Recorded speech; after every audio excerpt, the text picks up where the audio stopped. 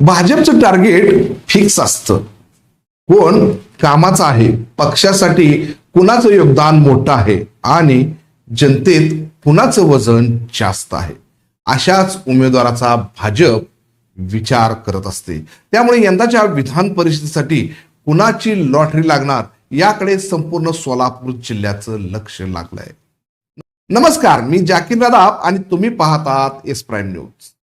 सध्या विधान परिषदेसाठी सोलापूर जिल्ह्यातून राजेंद्र राऊत, प्रशांतराव परिचारक, मोहोळचे माजी आमदार राजन पाटील, रोहन देशमुख आणि माजी आमदार राम सातपुते यांची नावं आघाडीवर आहेत. भाजपच्या दृष्टीने जर विचार केला तर या सर्वांचं योगदान पक्षासाठी मोठं आहे. मात्र या सगळ्यांमध्ये जनतेतील ताकद कुणाची जास्त हा मुद्दा महत्वाचा आहे. कारण पुढच्या काळात केंद्रामध्ये भाजपचे सरकार मजबूत करण्यासाठी यांच्या ताकदीचा वापर महत्वाचा मानला जातोय. कारण मागील लोकसभा निवडणुकीत सोलापूर जिल्ह्यातील दोन्ही सीट भाजपच्या हातातून गेल्या आहेत. त्या परत मिळवण्यासाठी मोठी फिल्डिंग लावली जाते आणि त्यासाठी विधान परिषद महत्वाची मानली जाते. लोकसभेच्या कोणत्या निकषामध्ये कोण बसते याचा विचार केला तर मागील लोकसभेमध्ये मोहोळमधून राजन पाटील राष्ट्रवादीमध्ये होते, तर काँग्रेसचे उमेदवार खासदार प्रणितीताई शिंदे यांना मोहोळमधून मोठं लीड मिळालं होतं.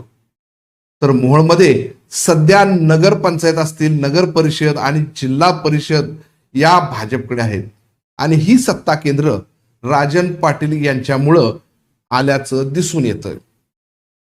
त्यामुळे लोकसभेत भाजपला याचा फायदा होऊ शकतो.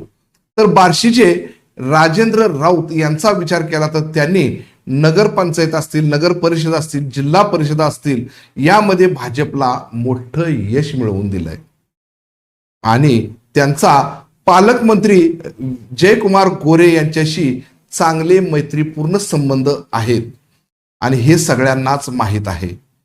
तर या दोघांचे नुकतेच विमानातून प्रवास करतानाचे फोटो व्हायरल झाले आहेत.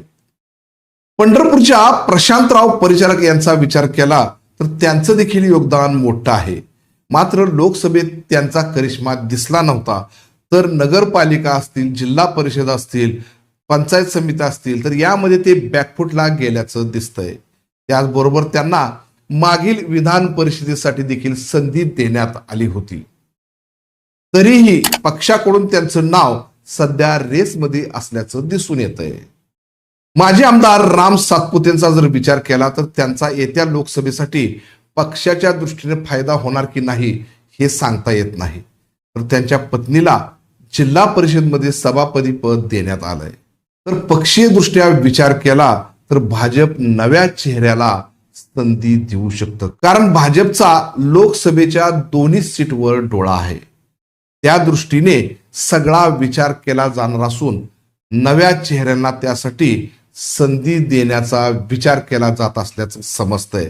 त्यानुसार नक्की धक्कातंत्र देत नव्या चेहऱ्याला संधी मिळण्याची शक्यता व्यक्त होत आहे. विरोधकांचा जर आपण विचार केला तर त्यांची डाळ यंदा शिजणार नाही हे नक्की.